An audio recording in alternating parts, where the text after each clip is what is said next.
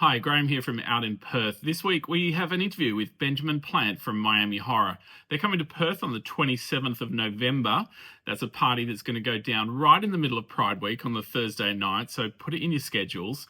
We had a chat about what they've been up to since we last chatted to them, which was 10 years ago, what they got up to during COVID, their new album, Ben's side project, and what they've got planned coming up next. You can read the interview on the website or have a whole lot more of it right here. I was looking back. This is actually your third time you've chatted to us at Out in Perth. Oh wow. You spoke to Scott Patrick Mitchell back in 2010 and Sophie Josky in 2015. So it's been a decade since we last spoke to you. What has been going on? Um, yeah, it's funny because it sounds like a long time, but a lot's been going on. Like we moved to America around 2012 and we wrote that album that came out in 2015, and then we kind of just like mostly been here touring in Mexico and America, and that was, we'd visit Australia every few years.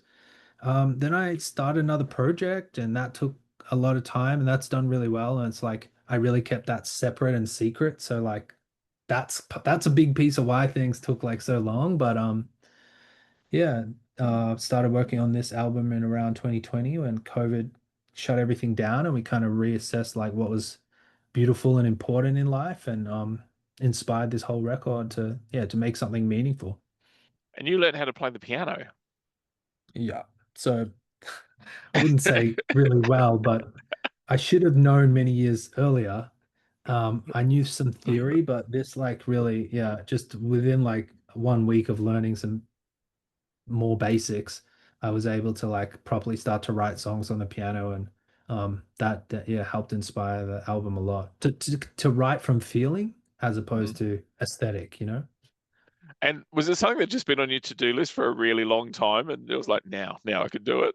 Yeah, and I also had, I think I had maybe a negative view of it, because when I used to play guitar as a teenager, I felt like I was better and I made cooler riffs and things before I knew how to play it.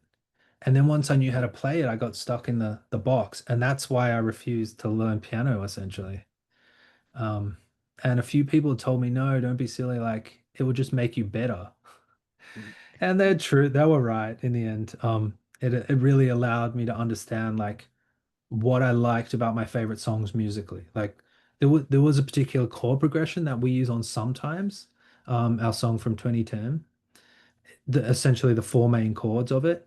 It's the same as like Caribou, Can't Do Without You, Daft Punk's Get Lucky, heaps of other songs. Really Mm. common, but the fact that it starts with a minor chord as opposed to major gives it this kind of hopeful, uplifting mood. And I learned that all of my other favorite songs or similar feeling melancholic songs were that chord progression, but in a different order. And not necessarily the same key, but that those four chords in a scale. And it It's blew my mind interesting. because It's then I just interesting. started, yeah, go. I was gonna say it's interesting. There's something like mathematical about making music, but also something emotional, and there's a space Yeah, in and between. I'm also very mathematical, so like I love to find those things out. And yeah, if you look at it even as the Roman numeral scale, like the way they do it with Roman numerals, it just means that no matter what key you're in, it's like those chords. So I think it was like uh the second, the fourth, the sixth, and fifth chord. So you're avoiding yeah, you've got two majors and two minors, I think. And yeah, it was the same as like, Midnight City by M83. Like that was the same chords but starting on the F instead of the D. And yeah, it's like it allowed me to just instantly write like 10 other things that had that feel. So yeah, it was good to I've learn the piano.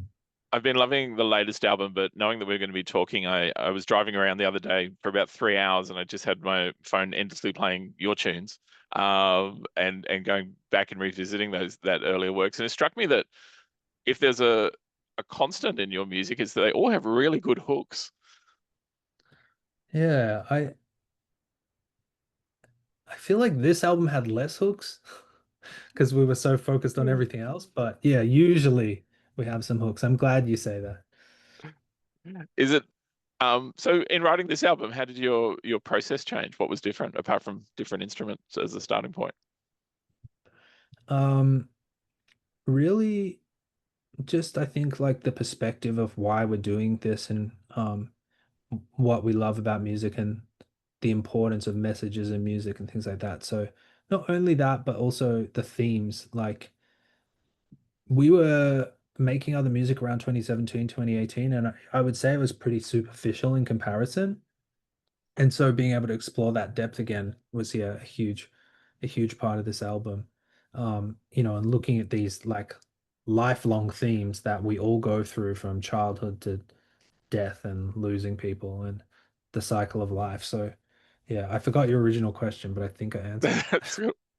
No, I was interested, like, what was different. You answered it perfectly. What was different in the way you're making music? What are the elements Yeah. that go into it? What happens to songs that you work on that we don't get to see? The ones that don't come to life. Do they sit waiting to be revisited, or do they get put to death?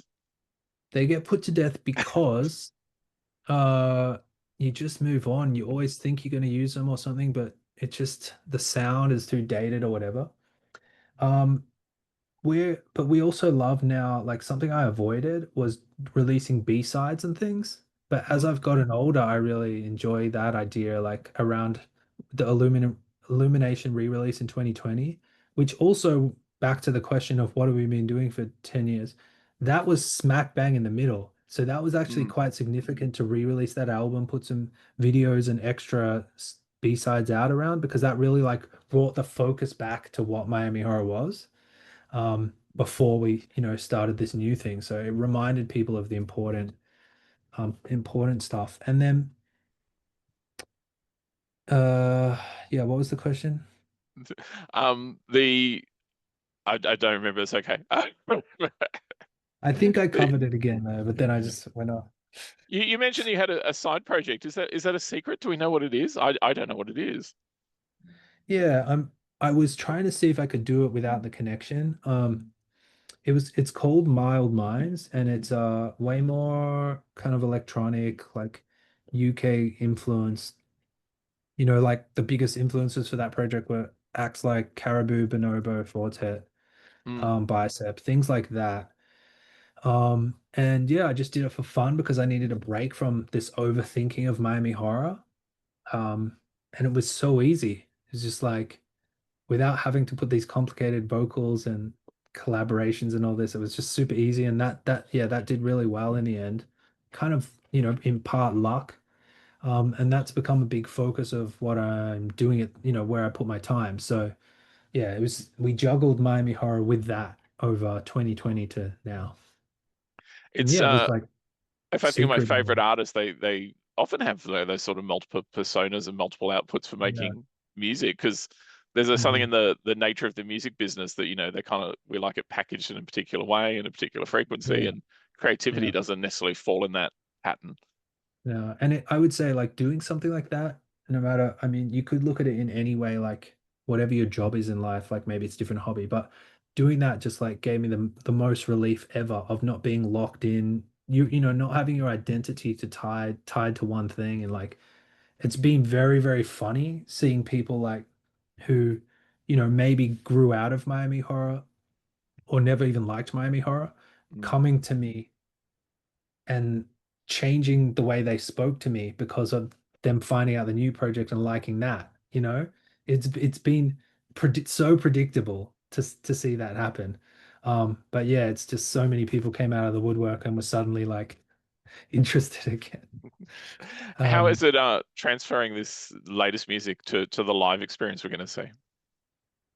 uh, yeah, so because of the nostalgic factor of Miami Horror, like we do play and we have several albums and whatnot. It's like most of the set is that. And then and I hope people aren't going to be disappointed, but we can only really fit like four new songs on the album from the album. Um, our show in Melbourne, we were time limited to 55 minutes, for example. So yeah, we just kind of worked around that schedule. But I think most people will be happy that we are playing more of the old stuff. And maybe as the new album sinks in over a few years, we'll start to just add more of that and maybe pull the set out to about an hour and a half, something like that. So, Rolling Stone listed the 50 greatest electronic artists, Australian artists of all time, and Mm. you were in that, included in that. And it just made me think that how mature and how much electronic music scene has grown, I guess, over the last couple of decades. Because Yeah. I think if you went back, in the 80s, it said 50 Australian electronic bands, so Yeah. you wouldn't have found 50. But that was also the thing. Like even when we started, there wasn't many. There was like presets, cut copy, us, Bad Graders, Midnight Juggernauts, few Mm. smaller ones, whatever. But that was the big period of electronic music. Like historically, like you said, there was just a couple here and there, and definitely some dance music in the 90s to 2000s. But yeah, not never that big. And yeah, that's I I feel like if you had have done that list back in 2010, we would have been like much higher on the list. So would a lot of other people because that, up until that point there was such a limit. Um, so yeah, it's interesting to see it pan out now. But I don't know what that list was pretty weird, man. It was like I pretty much would never listen to 30 of the acts or something. I was like, you can't be putting these on as the best top 20. There's always a part of me which thinks like, I think you're seeing it more and more especially in the social media space where, there's almost like a deliberate mistake or one which is there to make you outraged, one to go like, Right, right. man, they're on the list. I mean, there's so many of those acts that have not even had a bite overseas. It's like you can't, and they're like really commercial, cheesy music or Mm. something. Like you can't put them in the best list. I don't understand. I don't understand. So subjective, so subjective. Yeah. Um, the last thing I just wanted to ask you about was um, what comes next? What you're out playing live, but are we? If we look at distances between records, the next Mm. one's 2045 or something. Yeah. I mean, we actually like taking on board the kind of having fun aspect of what I was saying about making music, trying to embrace that more. Um, on my weekends, I was always making like kind of like disco house for fun, and none of it ever came out. But that was kind of how Miami Horror started, and a lot of the big influences were like French Touch, Daft Punk, Mm. Air, Alan Braxe, Red Falcon, everything that came from that. So now we're just like, okay, I have all these tracks. Let's just like do an offshoot from Miami Horror. We're launching our label, and our label's called Temporary Pleasures, and then we're launching this project Togetherness, which is yeah, just disco-y, disco-y sample house and whatnot for unity on the dance floor.